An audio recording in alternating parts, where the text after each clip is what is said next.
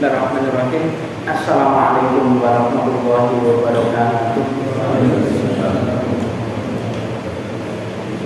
Alhamdulillah, nasta'inuhu wa nastaghfiruh wa na'udzu billahi min shururi anfusina wa min sayyiati a'malina.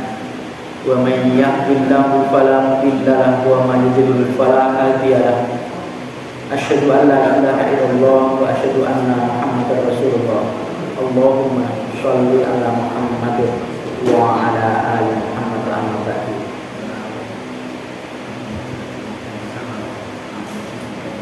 Baiklah Bapak sekalian, kita lanjutkan kembali di pembacaan Kitabul Marad untuk malam hari ini sampai di bab al-birri wasilati.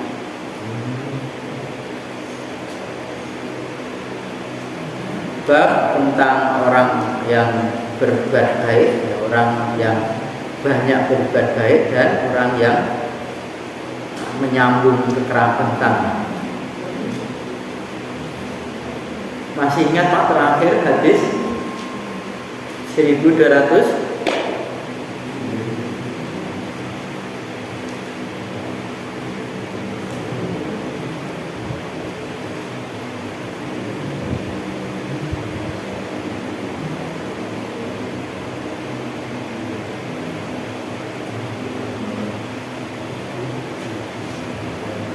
1270.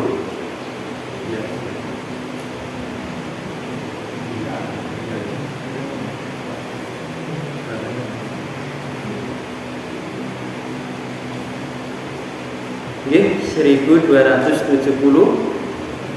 Wa an Abdillah bin Umar bin Asim radhiyallahu anhuma, sebagian Asim, sebagian Asim. Dan dari Abdillah bin Amr bin As radhiyallahu anhuma, mudah-mudahan Allah meridhai keduanya,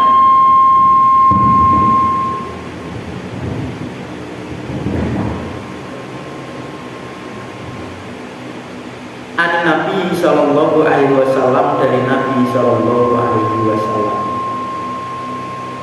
Qala, beliau bersabda, ridallahi fi ridha al-walidain wa suhtullahi fi suhtil walidain.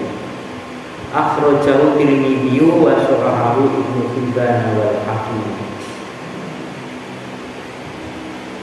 Ridallahu, keridhaan Allah itu, fi ridha, pada keridhaan al-walidain, kedua orang tua. Wa suhtullahi, dan kemurkaan Allah itu, fi suhtil walidaini, pada kemurkaan kedua orang tua. Tirmidzi mengeluarkan hadis ini dan mensahihkannya hadis ini Ibnu Hibban dan Hakim.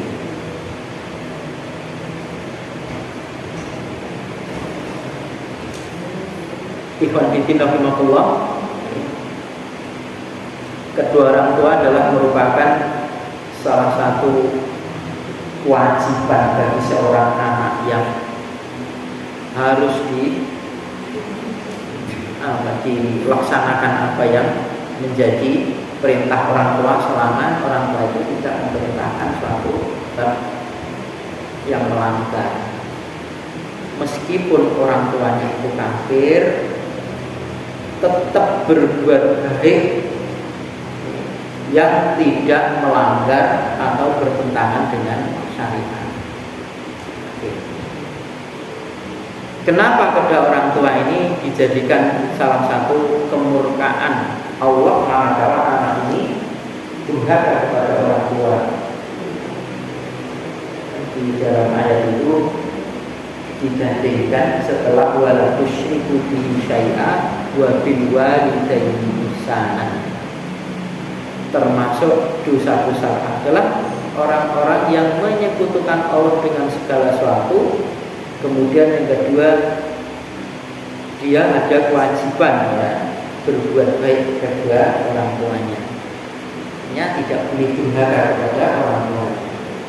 Dan banyak cerita maupun banyak sejarah orang-orang yang mengabaikan ataupun berdurhaka kepada orang tua ini dalam kehidupannya itu bukan di dunia, bukan di akhirat, tapi di dunia saja mendapatkan banyak musibah yang ada. Meskipun kita berbuat baik kepada orang tua itu tujuannya bukan hanya dunia saja, tapi tujuannya akhirat. Toh Allah memberikan keutamaan, kelebihan, diberikan dunia dan akhirat.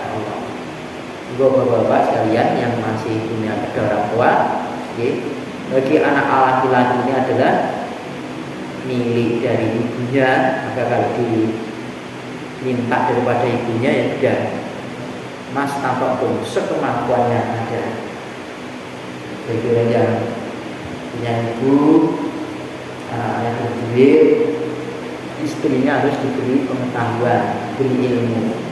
Kalau kewajiban dia itu bukan hanya kepada istri dan anak, tetapi ada kewajiban kepada orang tua juga. Dan anak tidak merasa berjasa, sudah sama. Orang tua, masya Allah, membesarkan kita, mengupayakan kita dengan ikhlas. Kemudian bahkan seorang bibi itu menduduki ibu manakala ibu seseorang itu telah meninggal. Jadi ibu kita meninggal, maka beliau ini menduduki kedudukan seorang ibu.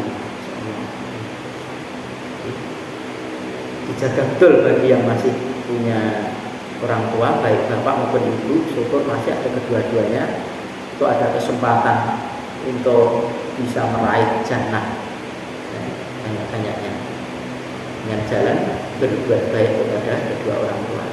Tapi kalau dia sia-siakan, sudah Allah ini murka. Wa an Anasin, hadis yang ke 1271. Wa an Anasin radhiyallahu anhu anin Nabi sallallahu alaihi wasallam annahu qala. Dan dari Anas bin Malik maksudnya di sini. Dan dari Anas radhiyallahu anhu dari Nabi sallallahu alaihi wasallam bahwasanya beliau bersabda, "Walladzi nafsi biyadihi." Demi zat yang jiwaku itu di tangannya zat dari. La yu'minu, tidaklah dia itu beriman. Abdul seorang hamba hatta sehingga yuhibbuli jarihi ma yuhibbuli nafsi.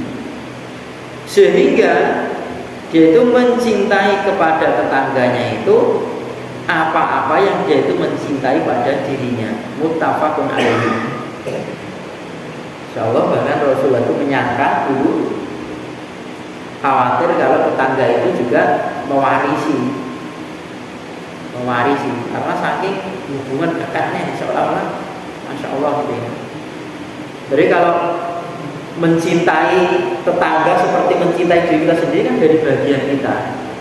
Sementara orang itu cuma berpikir, oh saya tidak ganggu tetangga aku kok, saya tidak ganggu belajar saya.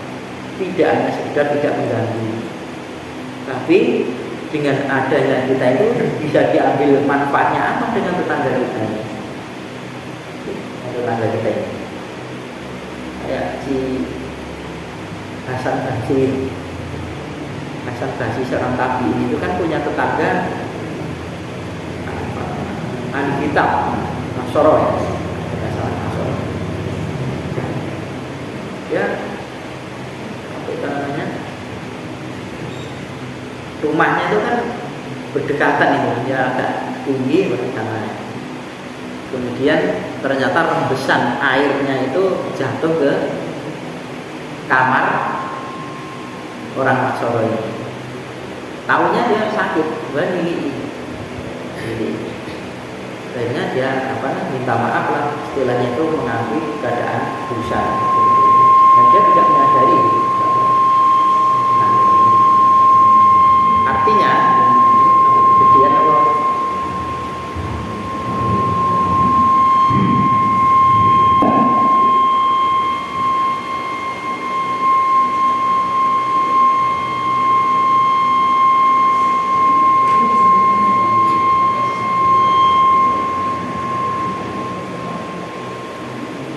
tetangga itu adalah orang yang paling dekat pintunya dengan pintu kita, itu namanya tetangga.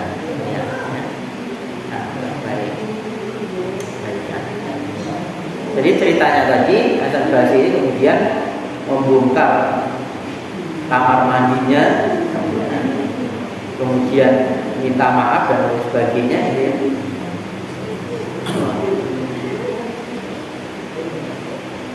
Kebalik, cerita saya kebalik. Orang Nasoro ini justru yang mengenai kamar di ulama ini, tapi ini kemudian jatuh sakit, tilik baru tahu. Gara-gara itu dia masuk Islam. Bukan maaf, saya balik, masuk Islam. Untuk kamu tidak bilang, takut menyakiti tetangga. Maka bapak-bapak sekalian ditengok juga kanan kiri, mungkin ibu-ibu menyapu gitu ya, justru sampah itu buat di tanggane, aku dan lain sebagainya, atau mungkin hal-hal yang lain. Jadi kalau kita merasa bisa diambil manfaatnya apa dengan adanya saya dengan tetangga ini, Allah, kebaikan. Maka kalau seorang muslim ya saling menasihati. Nasihat itu adalah berkemauan baik kepada orang lain, itu namanya nasihat.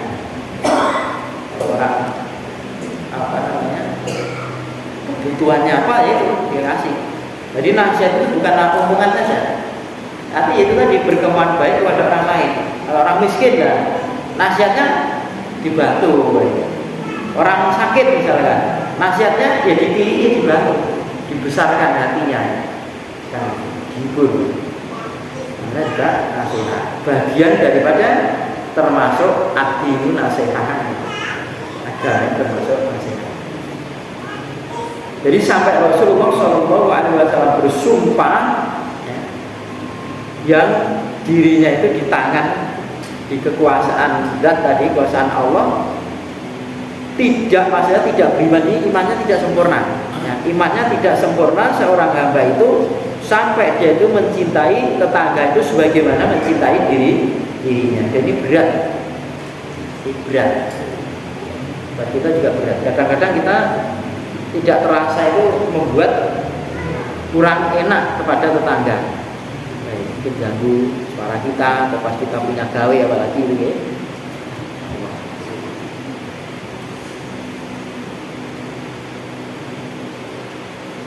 Wa ani bin Mas'udin radhiyallahu anhu qala sa'altu Rasulullah sallallahu alaihi wasallam. Dari Ibnu Mas'ud radhiyallahu anhu qala berkata, aku pernah bertanya kepada Rasulullah sallallahu alaihi wasallam, ayyud dzambi a'dhamu, mana dosa yang besar, mana dosa yang besar? Qala, Nabi menjawab, ayyaja'ala lillahi nidan, jika engkau itu menjadikan pada Allah itu nidan, sebagai tandingan, sekutu, ada perbandingan. Wa huwa khalaqaka, sedangkan dia Allah itu yang menciptakanmu. Qultu, aku berkata, aku Ibnu Mas'ud, summa ayyun, kemudian mana lagi ya Rasulullah? Qala, Nabi menjawab, summa, kemudian antaktula waladaka, jika engkau itu membunuh anakmu, khosyatan, karena khawatir ayyakula ma'aka, jika dia anak tadi makan bersamamu. Qultu, aku bertanya lagi, summa ayun, kemudian apalagi, mana lagi ya Rasulullah? Qala, Nabi menjawab, summa, kemudian antuzania,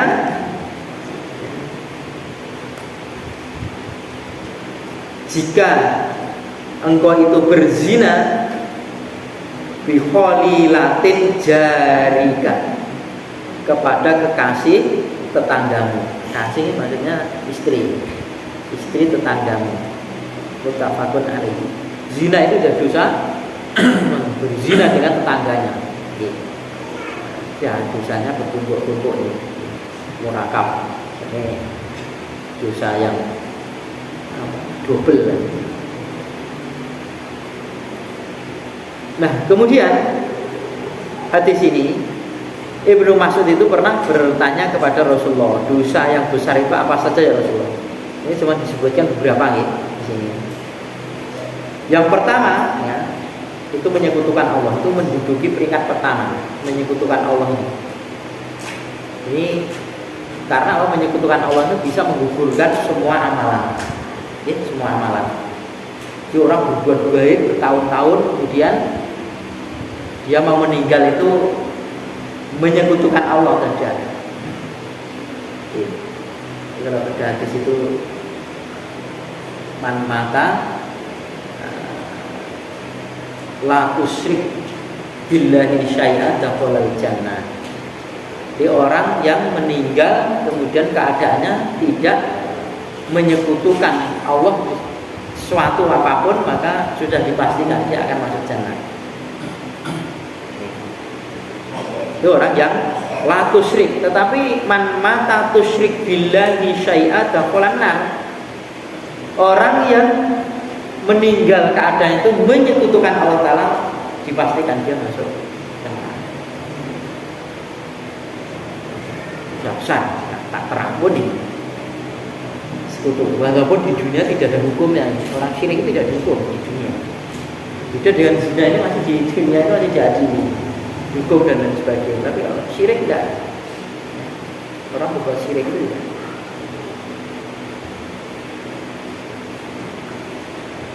Kemudian dia telah menciptakan kamu, ya, dia Allah itu menciptakan kamu, tapi kamu menjadikan sekutu dengannya. Tapi kalau soal dunia Allah beri semuanya, beriman ataupun tidak beriman. Makanya tidak mengakui adanya Allah saja dikasih kok. Komunis itu apa percaya adanya Tuhan? Tidak. Tapi kan juga diberi hidup, ya, diberi kebebasan untuk bernapas, jantungnya digerakkan Allah Ta'ala, bahkan diberi materi-materi yang lebih banyak daripada orang muslim. Kadang-kadang seperti itu. Memang urusan-urusan yang ringan. Soal dunia itu semua dikasih oleh Allah Ta'ala. Kan sebentar lagi ya, soal apa itu menjadi 30 gerakan 30 September. Mau ada gerakan 22S tidak jadi. Gerakan di Jakarta, pasukan berani mati ini. Mereka mencoba untuk memancing-mancing umat Islam ini kemarahannya. Ya, kemarin diacak-acak soal habaib itu. Kiai mau diadu dengan habaib, kiai diadu dengan kiai, ustadz diadu dengan ustadz. Pergerakan Islam diadu dengan pergerakan Islam, dipecah belah, ya.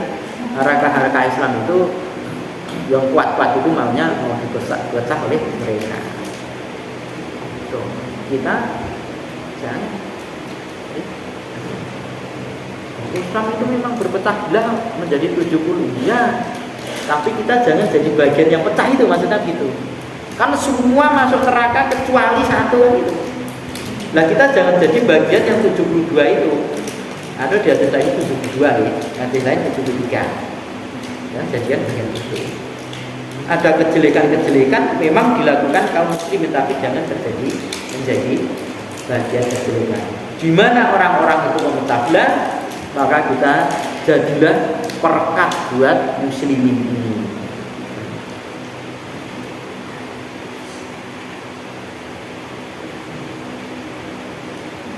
Kemudian ya, termasuk dosa besar lagi adalah kamu itu membunuh. Suma'an taqtula waladaka khasyata an taqula ma'aka. Engkau itu membunuh anakmu karena khawatir jika anak tadi makan bersamamu. Artinya takut miskin. nggak cukup. Meskipun alasannya bukan itu, kalau membunuh itu tetap dosa. Ini yang terjadi dulu, biasanya itu terjadi dulu itu. Tapi yang membunuh itu tetap dosa. Walaupun bukan anak itu tetap dosa, apalagi anak. Ini kan hadisnya anak. Ya hadis ini ada hadis lain itu dengan apa namanya, membunuh satu jiwa itu seperti membunuh orang semuanya, itu dosanya. Kemudian ditanyakan lagi oleh Ibnu Mas'ud, kemudian apalagi ya Rasulullah? Zina kepada istri tetangganya. Bahwa zina itu sudah termasuk dosa besar sampai hukumannya rejam kalau ada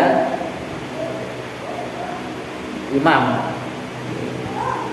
Kalau negara ini diatur dengan syariat Islam, maka orang zina itu bukan dinikahkan, malah orang zina parani pakai kaki, sudah dinikah saja. Ya, tidak begitu, tapi dirujam bagi yang sudah muhsan, yang pernah nikah ataupun yang sudah nikah. Tapi kalau apa namanya belum nikah ya berapa 100 kali cukup zina ini, dilempari batu sampai meninggal. Bisa. Obatnya memang itu, obatnya buat yang lain. Ya, karena tidak kan itu ya sudah. Kalau ada yang berdondong tidak tahu dan melakukan seperti itu ya sudah. Dosa itu jangan diceritakan kepada orang lain. Taubati kepada Allah, bisa cerita. Mimpi jelek saja tidak boleh ceritakan orang lain, apalagi berzina. Dulu kan ada Nabi ini ditemui seorang perempuan. Ya Rasulullah, tadi malam saya tuh mimpi. Mimpi gimana Bu? Tiang rumah saya itu kok roboh ya? Ada apa ya Rasulullah? Oh tidak apa-apa. Lah suaminya kemana toh? Pergi ya. Wah tidak apa-apa, nanti pulang dia bawa rezeki banyak. Selamat dia sampai di rumah. Betul, selamat di rumah. Datang lagi dari kedua itu. Di hadis yang dikatakan. Ya Rasulullah mimpi lagi sama ya coba. Tiang rumah saya itu roboh. Oh begitu, suaminya pergi lagi. Iya. Oh udah apa-apa, nanti suami kamu pulang selamat membawa rezeki banyak. Betul. Saat Rasulullah pergi, dia datang lagi yang ada Aisyah. Menanyakan Rasulullah tidak ada apa toh? Saya itu mimpi kok sama saja. Biasanya saya tanya pada Rasulullah, mimpimu? Tiang rumah saya itu roboh. Oh roboh? Lah suamimu mana? Pergi. Oh suamimu kembali mati lah ya. Gitu. Akhirnya betul, suaminya meninggal. Nah, jika yang ngono ya, maka kalau mimpi jelek jangan diceritakan orang lain. Nah kita tanya jelek bagaimana? Pokoknya kita anggap jelek tidak usah cerita. Kan malah ada perintahnya loh, noleh ke kiri terus meludah. Ya meludah, taut lah. Kalau mimpi baik ya diceritakan kepada orang-orang yang soleh, jangan cerita sembarangan. Nanti justru gimana? Ditafsiri ngono, ya jangan. Ini ku nabi lho nafsiri, pasti nabi kita pada ditafsir mimpi. Atau wong mimpi opo teh nonton. Wah, nggak cocok, nggak cocok. Itu terjadi begini. Lah kembali di sini, zina itu jangan diceritakan kepada orang lain kalau dilakukan dulu di zaman jahiliyah. Apa saja bukan ada zina. Kejelekan-kejelekan yang dilakukan di masa lalu yang dianggap itu dosa itu tidak bisa diceritakan, ditaubati kepada Allah. Mudah-mudahan Allah mengampuni kita. Hadis ini tergolong hadis mudah-mudah dipahami. 1273 wa an Abdillah bin Amr bin Asin radhiyallahu anhu anna Rasulullah sallallahu alaihi wasallam qala. Dan dari Abdillah Amr bin As radhiyallahu anhu bahwasanya Rasulullah sallallahu alaihi wasallam bersabda, minal kabairi, dari besar-besarnya dosa itu satmur rajuli walidayhi,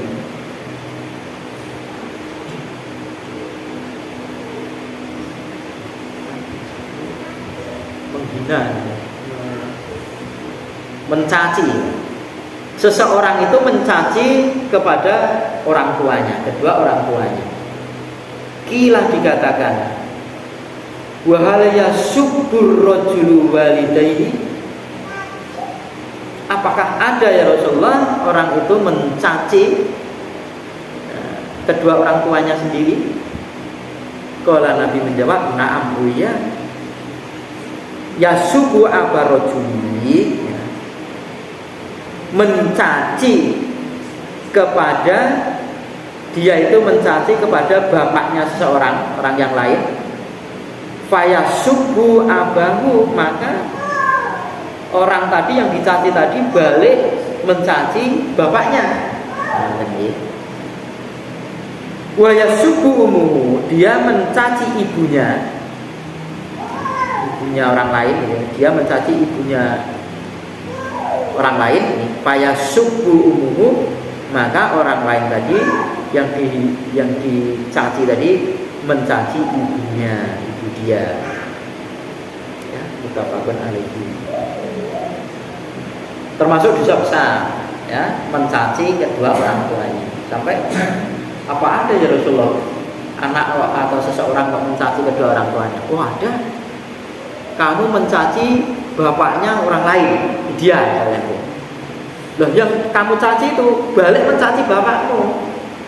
Itu sama saja kamu mencaci bapakmu sendiri. Gara-gara seseorang tadi mencaci bapakmu karena kamu mencaci dia. Kan sebabnya ya. Ada asap kan pasti ada api ya. Atau kamu itu mencaci ibunya seseorang, kemudian seseorang itu mencaci ibumu. Gara-gara kamu mencaci ibu dia, maka dia mencaci ibumu. Nah itu sama.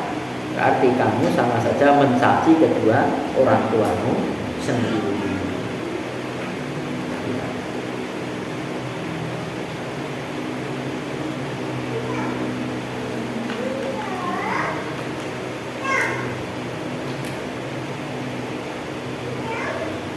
Dan insya Allah 1274 Wan Abi Ayyuba radhiyallahu anhu anna Rasulullah sallallahu alaihi wasallam qala, dan dari Abi Ayyub radhiyallahu anhu bahwasanya Rasulullah sallallahu alaihi wasallam bersabda, la yahilu lil muslimi, tidaklah halal untuk orang muslim ayah juro, jika dia itu menyingkiri akhohu, saudaranya, fauqa salasi layali, menyingkiri saudaranya di atas 3 malam.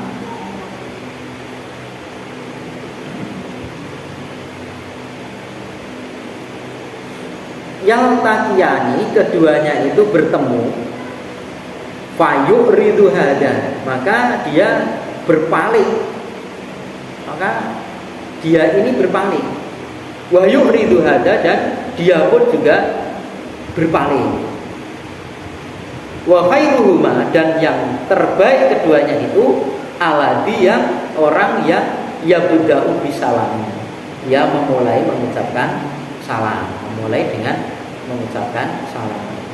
Muttafaqun alaihi. Nah, Bapak Ibu, yang namanya menyingkiri saudara muslim itu tidak baik. Jangan. Kalau terpaksanya betul digawe wanyel, digawe gergene ya, muslim kita sudah diam gitu ya.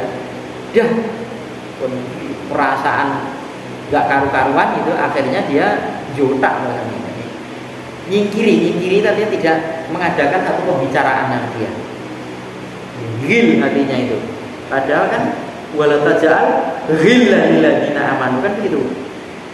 Jangan ada di perasaan hatinya ada rasa ghil, ada tidak srek sama muslim, itu tidak boleh.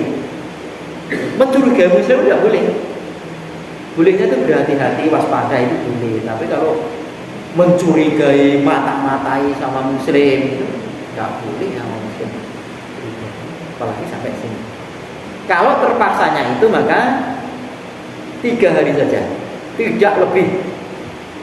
Nah, lah terus diceritakan yang namanya menyingkiri bagaimana? Kamu berjumpa, kamar kamu singkiri, kamu berpaling, dia pun juga berpaling, tidak mau ketemu. Nah, kepapasan di gang itu balik. Itu kan Umar bin Khattab itu setan. Masya Allah, setan lari. Jadi Umar bin Khattab itu kalau di jalan satu gang, sudah ada setan itu, setannya pergi. Gila. Umar bin Khattab radhiyallahu anhu, Masya Allah. Sahabat pilihan itu, setan itu sampai tidak berani menggoda. Nah kalau ini seperti itu, maka itu ya paling baik keduanya adalah orang yang memulai untuk mengucapkan salam padanya. Artinya yang menyapa, lebih dulu lebih baik. Sudah sing salah kono, nah ya. Kono sing luwih nom masa aku sing tua dah, tidak usah. Kita ambil yang terbaik. Namanya orang padu yo, salah iki yo, ora nek ceritane. Sing salah aku kok ini tidak ada. Iya sing salah di sana. Tidak ada orang enggak. Belum kita temui ada orang bertengkar, kemudian dia mengatakan klerunya aku ini tidak ada. Sebenarnya ketoprak, grup ini kan. Ya, tapi kalau beneran tidak ada seperti itu. Semuanya menganggap dirinya yang benar. Maka kalau menghukumi seseorang itu datangkan dua-duanya, jangan satu persatu, nanti akan berbeda jawabannya. Lagi mendamaikan keluarga, ya. Ada suami istri yang bertengkar, maka jangan satu-satu, dua-duanya hadirkan, ditanyai urusan apa toh, nanti akan terbuka. Kalau dipanggil satu persatu ya nyalahkan satu persatu, ya. Mencari pembenaran sendiri. Satu hadis lagi 1275 an Jabirin radhiyallahu anhu qala Rasulullah sallallahu alaihi wasallam kullu ma'rufin shadaqatun. Tiap-tiap apa yang dikenal itu adalah sedekah. Maksudnya dikenal dalam aturan Islam. Oh ini tidak dikenal, jadi bukan makruh, bukan hanya sekedar kebaikan, ya. Nanti kalau kebaikan itu masih relatif, tapi makruf itu kan yang dikenal. Artinya dikenal kalau itu adalah aturan Islam, itu sedekah. Bahkan kalau di hadis itu orang yang membantu menaikkan bebanan orang lain itu sedekah. Jadi orang bawa bebanan itu naikkan ke kendaraan. Sedekah. Atau membawakan, insyaallah, membawakan barangnya orang lain, saudara muslim kita, itu kan satu sedekah. Nah, apa yang kebaikan dalam Islam itu menjadikan sedekah buat pelakunya. Ya, itu berbuat satu kebaikan biar kita sedekah.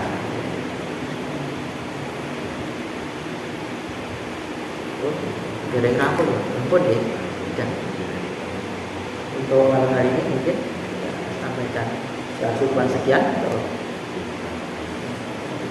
Masih di beberapa hadis ini, tinggal beberapa itu saya ke atas.